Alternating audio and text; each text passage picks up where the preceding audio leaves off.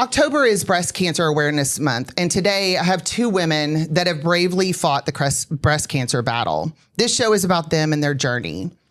It is our sincere, heartfelt hope that this episode helps other women out there going through their own battle with breast cancer.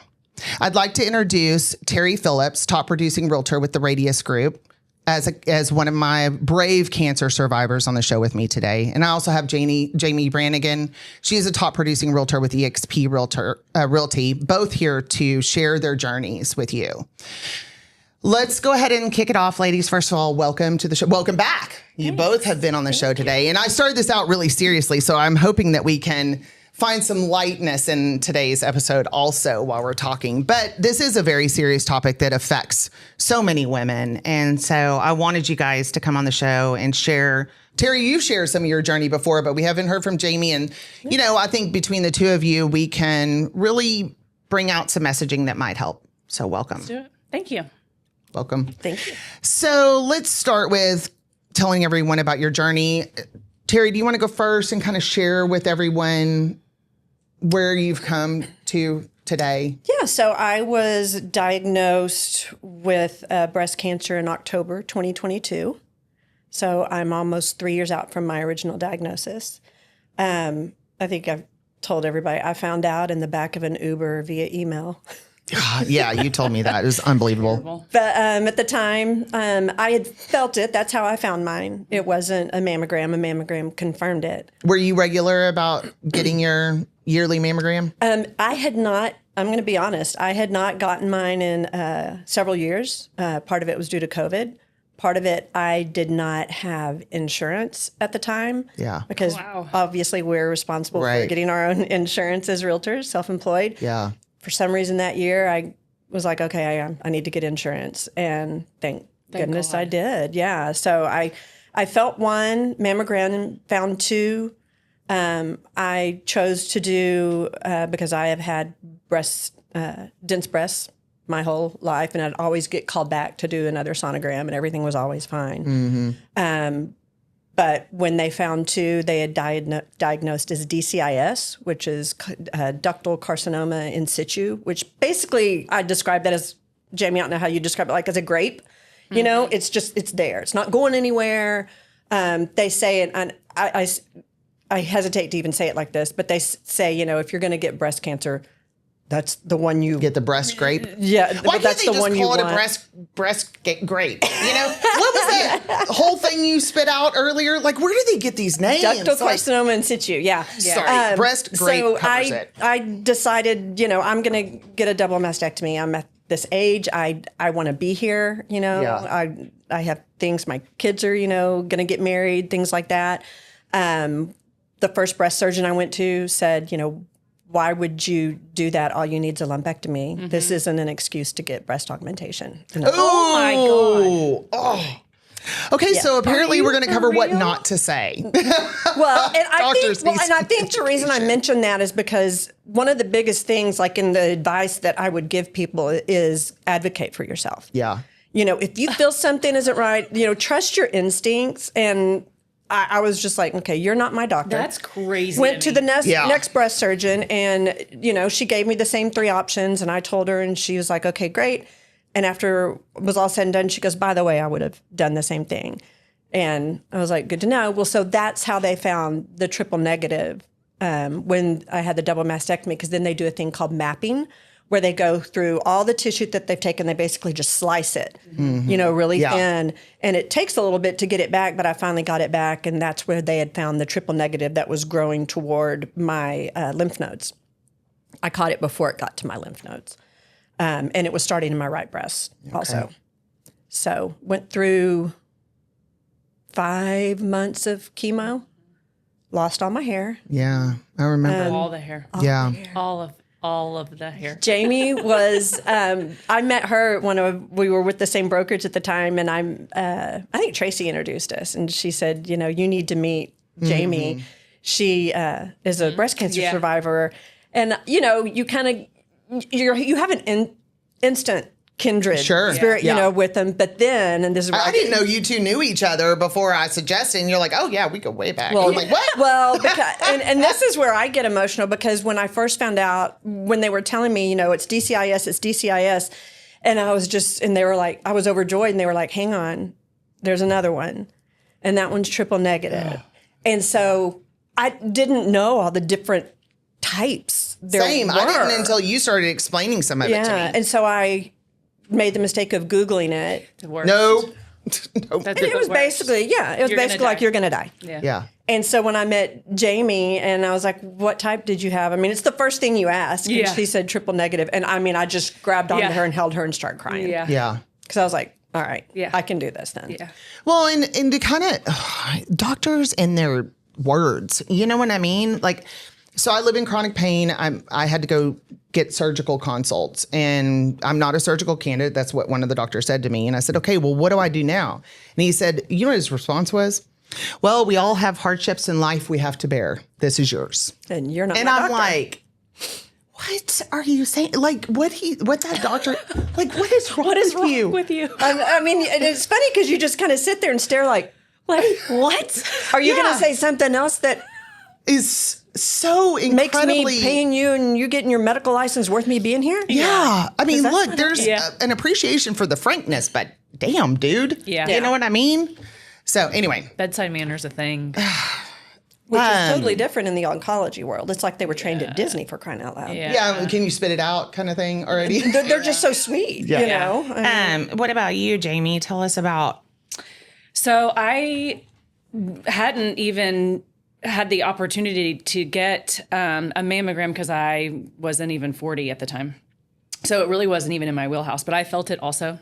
I could feel it. It was like, I mean, it was almost kind of like to the surface enough where I was like, well, I can feel this it's very obvious. Describe what it feels like. So the audience, you know, for someone who may not know. If you were to have a lump underneath your skin, it literally felt like a marble was there. Okay. That's what mine felt like. And they talk about how big self-exams should be in your life. And they're also talking about how you don't need to do, like, there's so much terrible information, but I don't understand why you wouldn't advocate for doing self-checks. That's the easiest thing to start with. Yeah. I mean, not everybody can feel it, but I could feel it, thank God, because I was never going to get a mammogram because we don't do that till we're in our 40s, right? Mm-hmm. So I did that, and the OB-GYN refers you, Solus does their thing, and then I found out through an ultrasound biopsy. And then I got my results when I was sitting in an office at my old real estate office, and a gentleman that you guys probably know, he was sitting behind me, and I'm sure he was just like, oh my God, what did she just hear on the phone? You know? And so Riker was like 4, I think, at the time, my son. And then I'm pretty sure we had the same protocol because the type of cancer that we had, it's like one type of protocol, and there really is not other options. Yes. It is what it is. They have now the Keytruda, but that's an infusion, and it has to be, like, I was denied that because mine missed the size marker by like that. Keytruda wasn't even in the cards to use when I had it. I was stage 1, which is a whole nother thing. Sometimes I was telling you this, that maybe like when you meet another survivor or somebody that's fighting it and you find out what stage are, a lot of people don't want to hear from stage 1 people if they're stage 2, 3, or 4. Mm-hmm. And I get it, like, because the mental state that you're in is likely very different than a stage 1. For sure.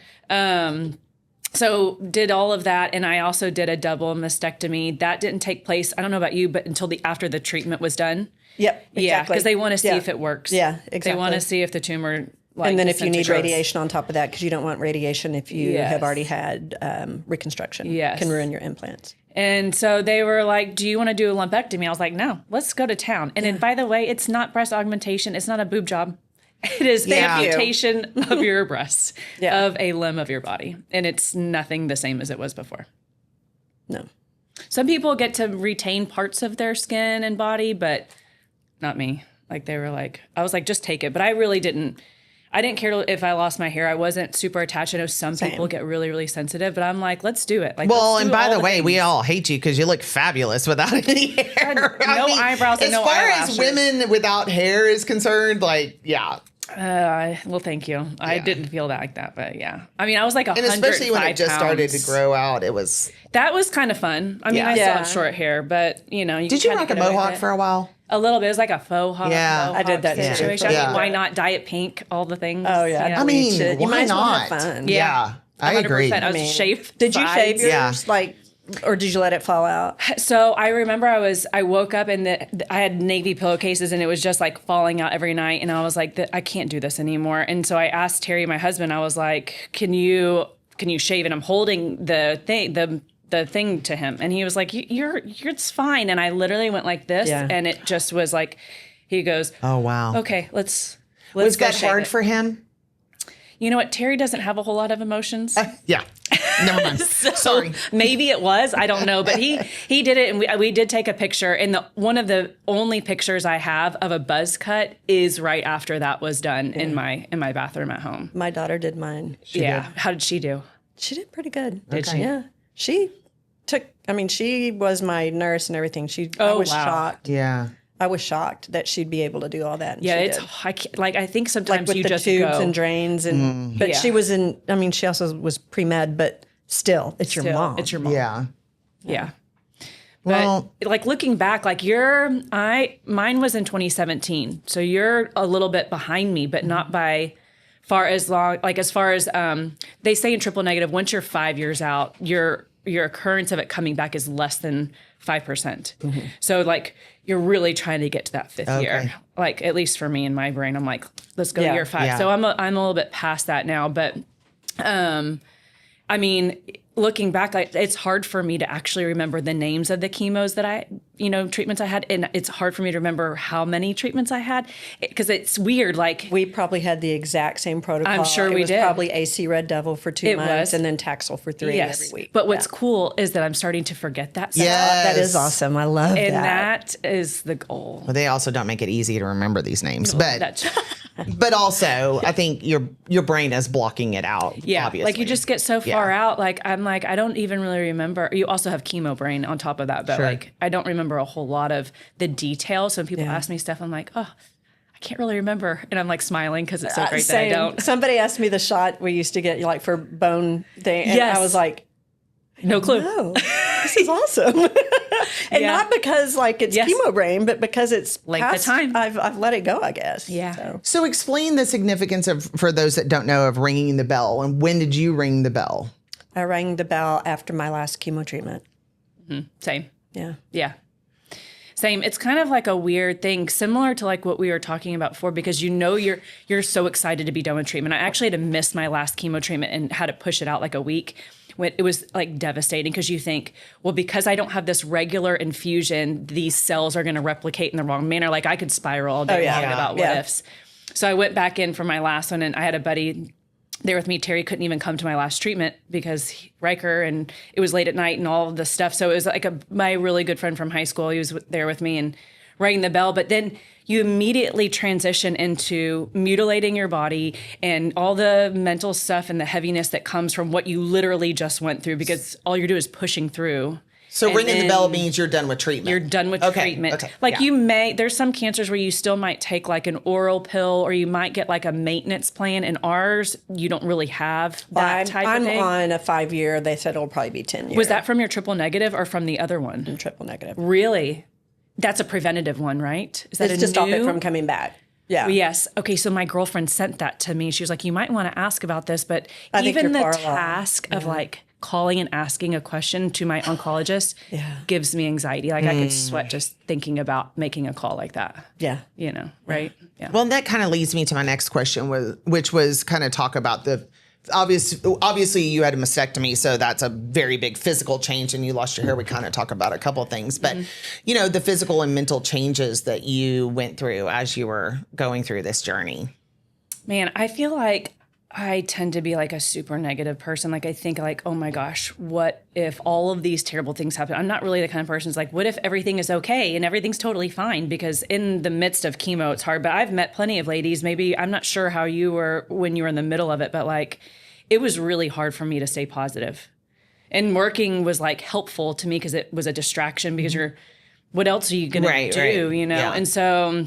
But I would imagine it would have been hard also feeling terrible. Yes, physically I terrible. love food. Yeah. You know how much I love food. yeah, and all I could eat was Cheerios and cold milk. And it was paralyzing and brutal. I mean, it was so devastating. And just, it's almost kind of like, I don't know. That was a really tough situation. But my husband would be like, you know, anything can happen to anybody. I'm like, but they're not getting chemo treatment like me right now. Like, you have to understand, like, I'm in it. I'd be like in the bathtub just sitting in hot water because I could not warm up because I was like skin and bone. It's hard to stay positive, at least in my world when you're.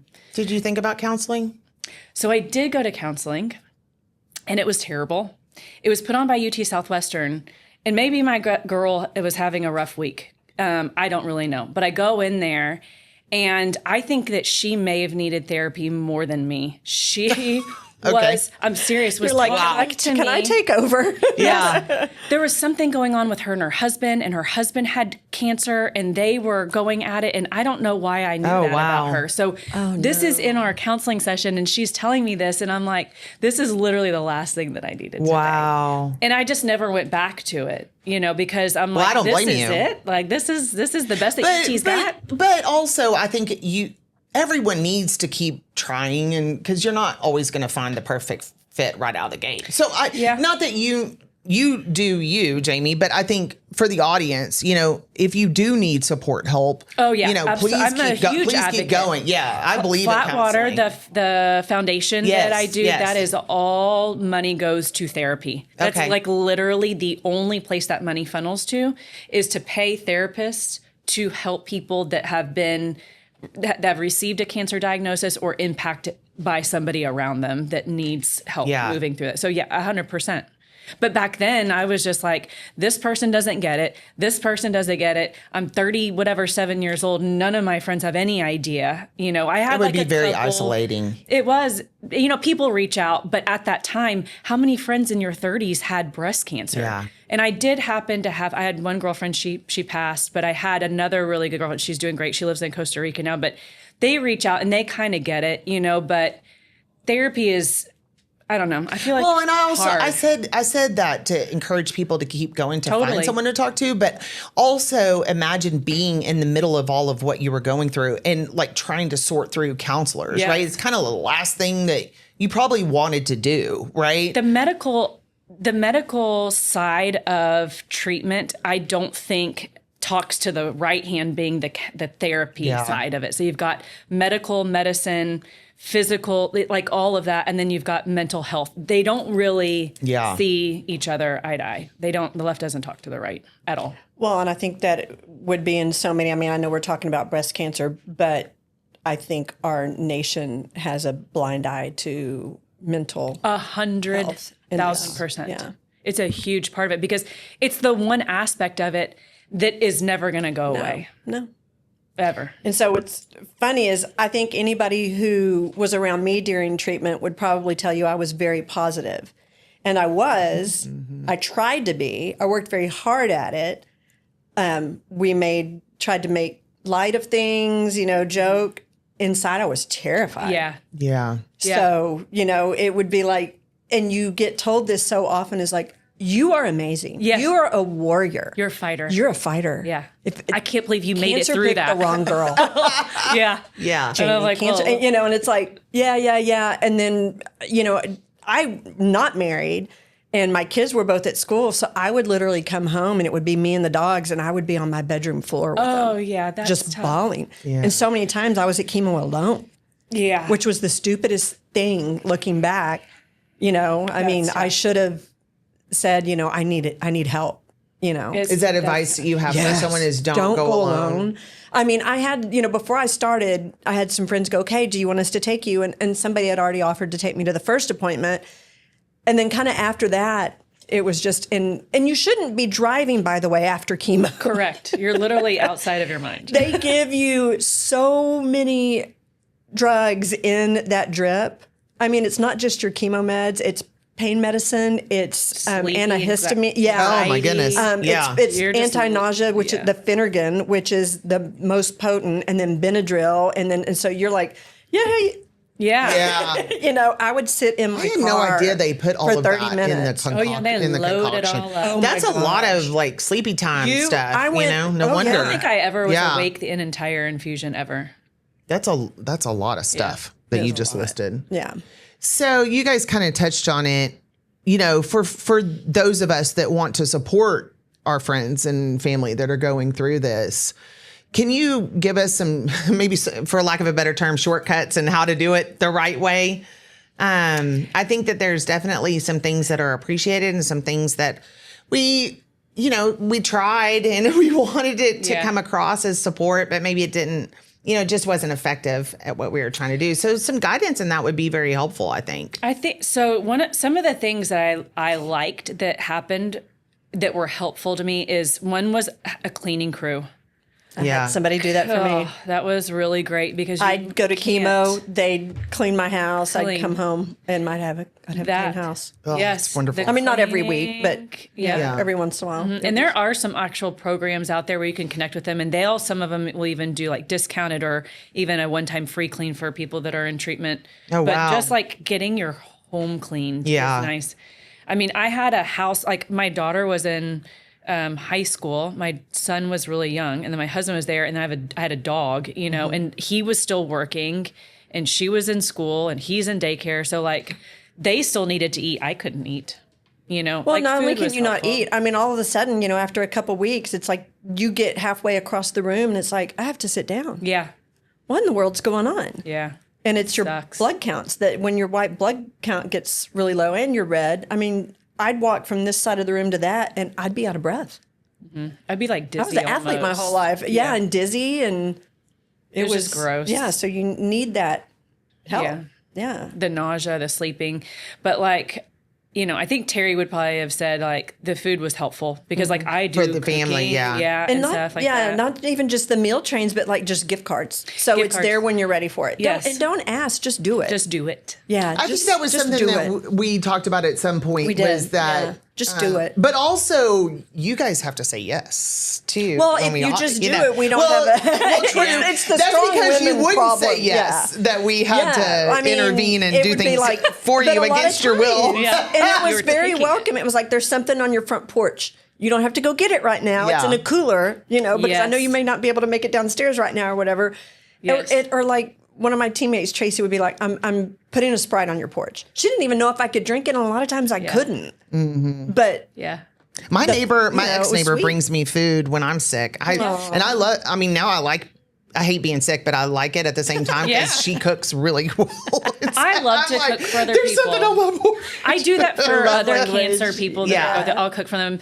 But like, I'm like, here's this. You may or may not be able to eat it. It may like, let taste me know if metallic. it might be. Well, terrible. and I get that, for us ladies that live alone, the independence factor makes it very challenging don't for wanna us put anybody to out. accept help. Mm-hmm. Right. I remember that everybody wanted to do stuff for me when Dad passed, and I ended up ultimately accepting a meal train. And the reason why is my family stayed at my house during when we had my dad's funeral, and I'm like, I am not in a position to cook for any of these people. So, that was very helpful, but it is very difficult to accept help. So that was one of the things we've talked through in the past is that people should just do stuff. Just do it.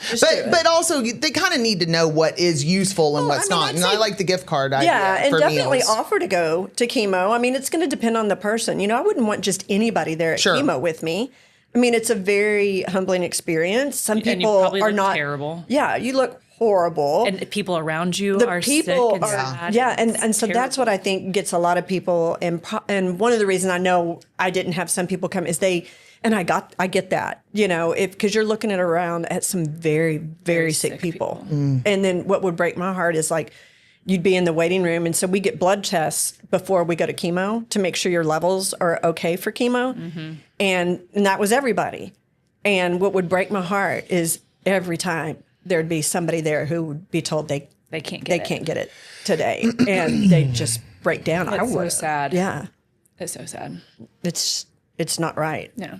So support and offering to go with someone to chemo. Yeah. Meal trains or gift cards, house cleaning. Is there anything else that you guys found incredibly helpful? I had someone say, and this was at an event, that they had a newborn, bless their heart, and they hired a night nurse for him. Oh yeah. And I was like, that. I mean, I know it's a very specific circumstance, but if you think of things like that, like a house cleaner, a night nurse, meal. I mean, it's things that we just don't have the energy to do. Yeah. Sure.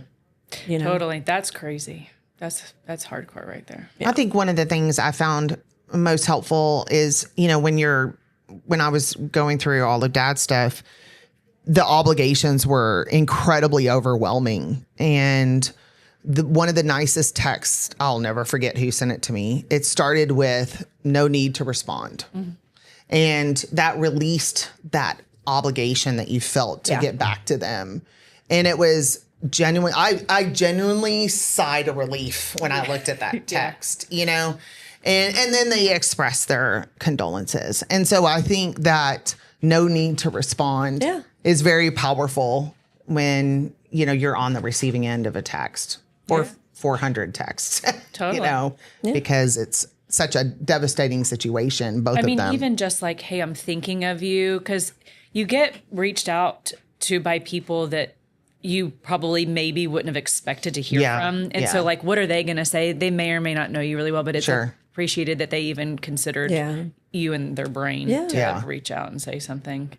I don't know. It's hard because everybody's different. Like there were times like where I feel like that my friends did a good job of not making me feel left out because I would have major FOMO. Like I may not feel like going to it, but I'd be more mad that I felt sick than anything, I But can see that about you. Can you? Yeah. That's weird.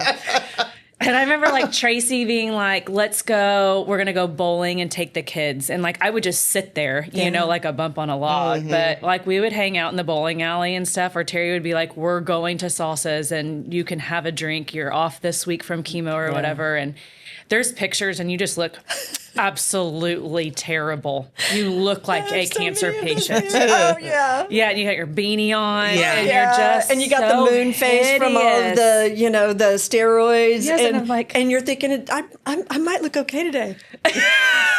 And you look back at it and it was like, why didn't somebody stop me? Still looking terrible. Because you need to go. You still need to go. No, for sure. You still need to go. That's why. That's why someone didn't stop you. I'm like, I'm so glad you want to be seen in public. Hey, man, my answer to that is you'll never see them again. You know what I mean? You probably never see them again. Yeah, you won't. Don't worry about it. It's just so weird to look back at yourself because it's you, but it doesn't look like you. And you're like, who is that? And this is just a funny part of it because I told you, I mean, my group around me and I, we tried to make light whenever we could. And I know that probably makes some people go, you're weird, you're sick or whatever. No, I get it. You got to cope the way you got to cope. Yeah. But I forgot what I was going to say. It's chemo brain. Still. Listen, I've almost done that like 3 times while we're sitting here, and it comes back I to me just like, did it for you. Just in the nick of time. Yeah. Just in the nick of I time. can't remember what it was about. It'll come back to you. It will, in the middle of totally something else. Yes. I know it was Just about blurt it humor out. or something, but I don't know. Hey, I'm glad that we can have some light moments in all of this because it's a pretty serious conversation, right? And, I expressed to you a little bit of, like I want to make sure I say the right thing or do the right thing as someone on the outside, right? So it's nice to have y'all lighten the mood for a minute so I'm off the hook. Yeah. Okay, so I want to talk about advice. For what kind of advice do you have people that have just been newly diagnosed or are struggling with their diagnosis? Okay, I actually wrote some stuff down. You did? Oh. Because so many people have asked me this. Yeah. And then I don't know about you, Jamie, but at least once a month I talk to somebody new. Yeah. Who somebody has sent me. Yeah. Because I do try to have a very positive outlook on it. Yeah. When somebody calls me, I'm not going to be a negative Nelly and be like, well, buckle down because chemo ain't fun, No, I think we know that already. Yeah. Right. So I actually do have some advice, and obviously the first one was to advocate for yourself. I mean, trust your instincts, speak up, go get other opinions until you feel comfortable. I like the other opinion thing. For sure. To lean on your team, lean on your tribe. The people who are around you, let them help. Your circle is so important. And you'll learn a lot about your circle. Because Yeah. I've told you, I mean, and Jamie, you don't even know this. I had somebody very tight in my circle while I was going through chemo. again, it's just me, single income, told me I needed to go get a different job that gave me a steady paycheck. I remember when this happened. Like somebody's going to hire me in the middle of chemo because I have the energy to go put my resume together and go interview for a new job. To walk and go get a cup of water. But anyway, lean on your circle and you'll learn a lot about your circle. My circle is badass. Mine is I am here to too. say today, without question, my circle is badass. Mine are too. Yeah. And I learned that. I learned that lesson and who showed up. And I remember every person that came to my dad's funeral. I mean, it's just without question. And how blessed am I? And I hope all of you are just as blessed. Same. And if you're not, change it. That's right. Yeah. Life's too short. That's right. Don't keep negative people in your life. Correct. Third, I just take care of your mind and spirit too, not just your body. Take time for yourself. Pray, meditate, whatever that looks like. Self-care, to you. go to the spa. Girl, I'm getting there. Oh, it's on the list? Yeah. And then I redefine, we have to redefine beauty now. Our scars. I love how you our put hair, that. Yeah. Our body has, changed, all of that now tells a story of strength. And that's what I have to keep telling myself because every time I look in the mirror, I look very different. I feel very different. I'm tired all the time. It's very irritating, but I'm here. Yeah. Yeah, but my body looks very different. I'm just over 50, Terri. So it's telling you a story of strength. Okay. I'll tell myself that. It's telling me a story every day when I look in the closet and have to pick the bigger size. I just have a couple more. Celebrate just little milestones. On days like I felt pretty good, I was thrilled. If I could eat or drink something that day that I couldn't do the day before, celebrate it. Plan joy, like go get coffee with somebody, go get a nail. Something. Don't just make doctor's appointments. Make appointments for fun stuff because that's where you heal. Yeah. With your people, and then just getting out. And last, believe in your future because if you Google stuff, it is not only from so far long ago. It's not correct stats, but you're in charge of your future. The survivability rate for different kinds of cancer. Depending, it doesn't necessarily pertain to you. Correct. There's so many different things going on in your body versus the stats. Yeah. So trust your doctors, believe in your future, Man, this was a mic drop segment. Yeah. What do you have to add? That's amazing that you put all that together. Yeah. Well, no. I don't know. Those are all super but it's clearly passion, and I appreciate that. Yeah. And to that part right there, everybody's different. My doctor was like, we don't label, like we don't put a time frame. Like we're not going to say you have this long to do whatever because nobody actually knows. So they were super intentional about keeping things vague that needed to be vague. They were not saying things that were like going to throw you into a complete tailspin. Yeah. Because you're holding on to every positive word that people say. Yeah. So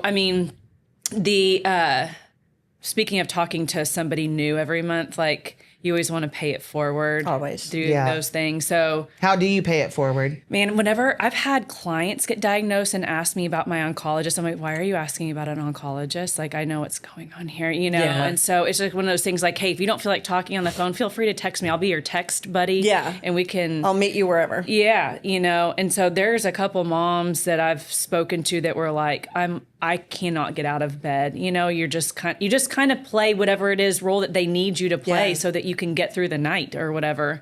So you just remain like a strong pillar for somebody. So I try to do that for, that was my lifeline. Like I had this one girl, it was Tressa.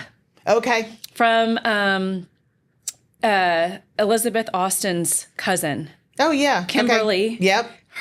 Yep. She connected me. Okay. And so I randomly knew Tressa from back in the day, but she was like my lifeline. I had lost connection with her for over a period of years, but I talked to that girl every single day via text. Wow. And so like even getting to the point after treatment where if like I wasn't feeling positive about what's going on, I'd be like, Tressa, this is happening. And she's like, girl, they don't have your doctors. And she would just always say the right things that just hit home. And so I don't know. I try to do those things for other people if I have the opportunity to.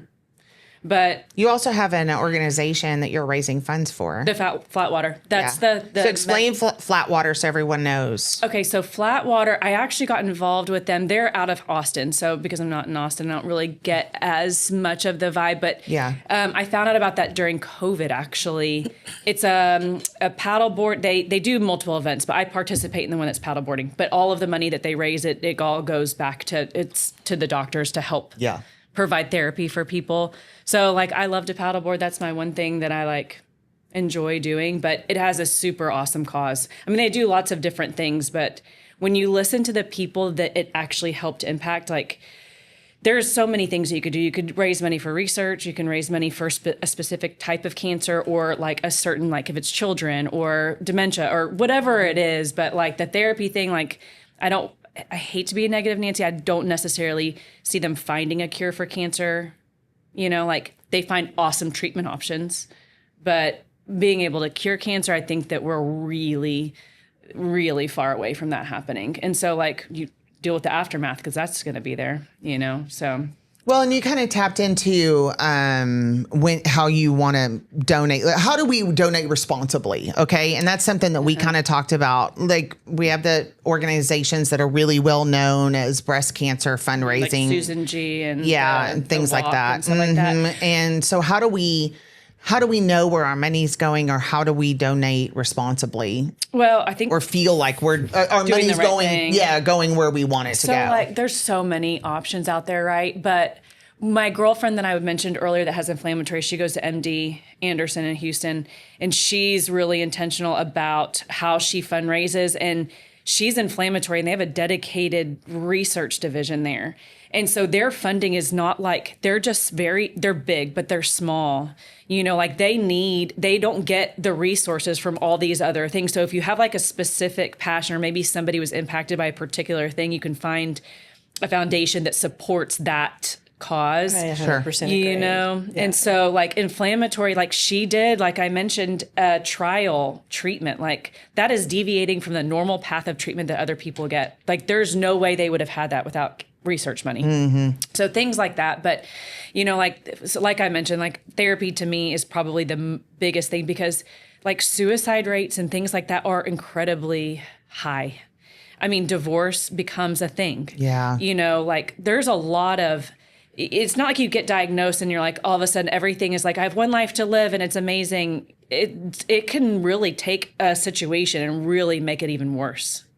You know, and so it's just kind of like. Well, and you want to be careful that your money's not going just for the organization, right? Yes. The like overhead of the 50 different categories. Right. Yeah. With Because, your donation. like if you give, I mean, Susan G. Komen is obviously, I mean, it put breast cancer on the map for a lot of people. And I get that. The Breast Cancer Research Foundation, I think they're known for giving the most to breast cancer research. But I agree with Jamie in that if you can find, I mean, it depends on what you want to do and what you're passionate about. If it were me, I would, because of how it affected me, I would find something like Flatwater. Mm-hmm. And then there's one out of North Texas called Women Rock, and they help women with their monthly bills.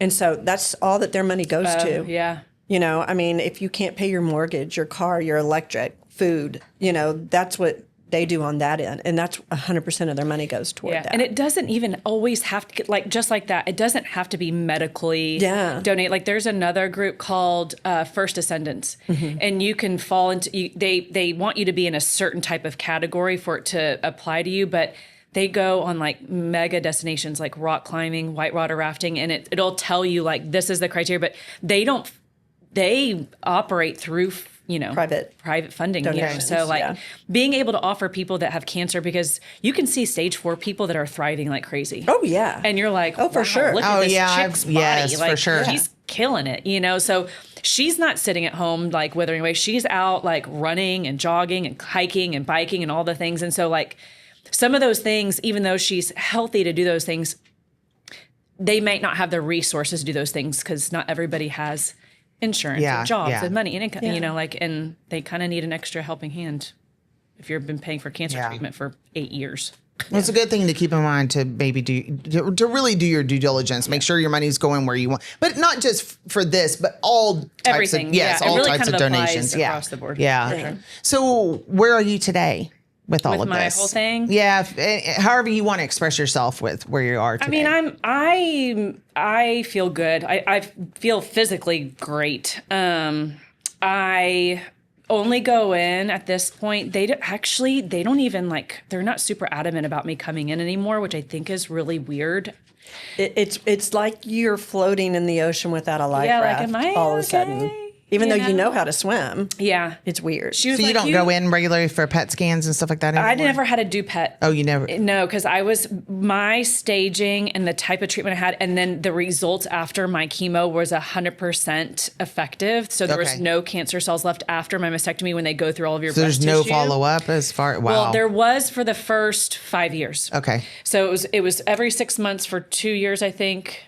And then once a year after that, I think, is what the protocol was, according to my oncology people. But after 5 years, she's like, you really don't need to come back. I'm like, well, I'm coming back. So, yeah.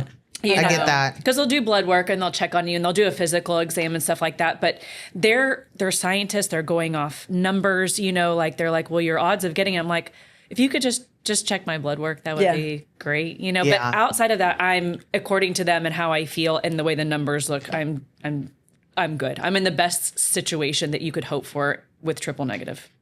You? Terri? I am in remission. I'm about 2.5 years in remission. I mean, we have to clap for both of y'all for that. Well, that's like a big deal. Yeah. I still go in every 6 months. I go in right after this. We were talking about it. Yeah. And I mean, I feel good. I'm tired. I feel some trepidation in your. Because in that what we were window of talking time, to, what we were talking to before we started this was. So I didn't get nervous going to the doctor the whole time, like through chemo or anything. And then my first appointment back, just for my checkup, I sat in the parking lot for a while and I had a panic attack.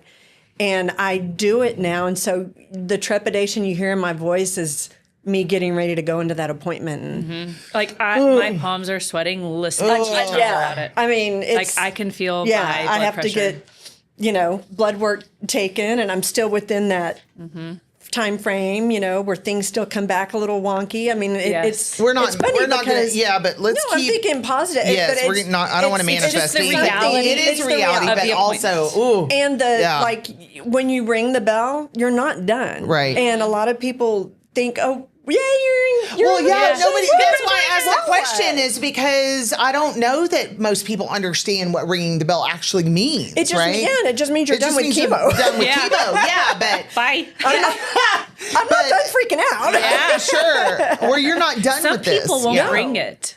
Some people will not I understand ring it. that. I don't. I mean, I get that. Yes. I mean, I got scanned so often that, of course, they find stuff in us that you'd normally never know was there. Yeah. And then that requires a biopsy. Yes, and because they're you like, had come triple back in, negative. and you're like, why? And then why? And why? you have to go through that because whole we thing. have this.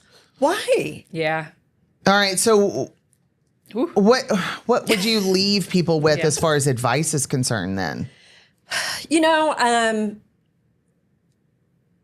I mean, I'd say, cancer definitely, it altered my perspective on a lot of things, but it didn't take the joy out of my life. If anything, I think it gave me even more gratitude for like the little things, Totally. So, I mean, just don't let it take everything from you. Try to be positive and laugh when you can. I mean, talking about a funny thing that I couldn't remember earlier. This was not it. But again, 50. That's our age. That's not chemo. That's just age. We were. I have that disease too. We were in line for dinner once, and I was literally, in the throes of chemo, like you said, we're gonna go do this, and you're just kind of like, okay, I'm here. Awesome. And my friend Casey is standing behind me, and there was like a line, a wait, and how long's the wait? It's like 30 minutes, and Casey goes, "Go up there and look real pitiful. Tell me you have cancer." Jeez. I mean, instant laughing. I don't know if I would be above that. You know? I can't. I'll be honest. I don't. I pulled the card, the cancer card. Stuff. Yeah. I was eating at a German restaurant in downtown Plano with my family. It was me, my brother, Terry Riker. We're eating, and I look like a cancer patient, and we are all eating lots of food. So there's a lot. And the waiter comes over to us, and he was like, that gentleman, he already left, but he paid for your whole tab. He was like, it like was just like.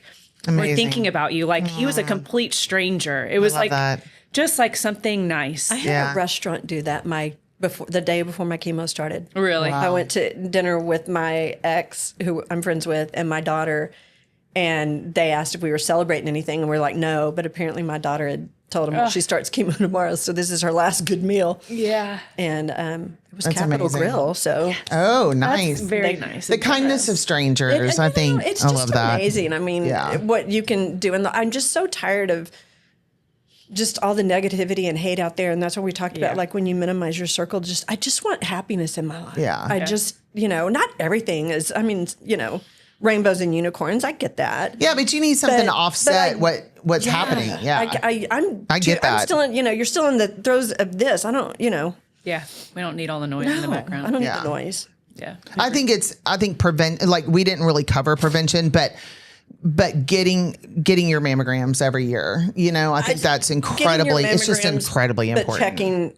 Self-check. Do your self-check. And by the way, shout out to Celise because I think they are incredibly fabulous when you go in there. Their demeanor is like pretty. It's really pretty are. amazing. Nice. Yeah, they treat you as you should be treated beyond. So As any patient should be treated with anything. high praise to Celise. I've always had a really amazing experience there. Well, ladies, I think that's a wrap on this episode. But thank you for sharing, because I really feel like our conversation today has the potential to be very helpful to some women that just need someone to understand, right? Yeah, and have been through it. I feel like we're here. Yeah. Like if there's somebody listening that wants to reach out, we're here. Reach out Oh, to I us. love that. Thank you for doing that. Yeah. And that's a wrap on episode 104. Again, I'm your host, Tamera Gaede. And guys, go get your mammogram checks. I'm going to leave you with that today. How about that? And we're going to take off from here. You guys go make it a great day.